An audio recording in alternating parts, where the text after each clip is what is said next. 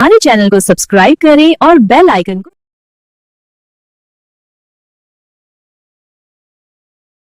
एक जादुई सल्तनत में चांद की प्रिय हर रात दुनिया को रोशन करती थी।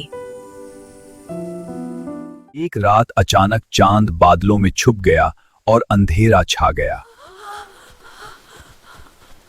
जादूगर ने कहा, सिर्फ क्रिस्टल मून फ्लावर का राज ही चांद को वापस ला। एक चिमकती तितली इसकी रहमाई कर रही थी।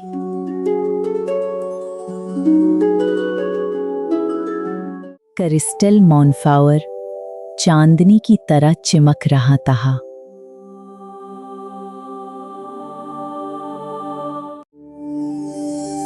वो इस तारों के पहाड़ तक पहुंच गई। एक शैडो ड्रैगन उसकी हिफाजत कर रहा था। ना ने मोहब्बत से ड्रैगन का दिल जीत लिया।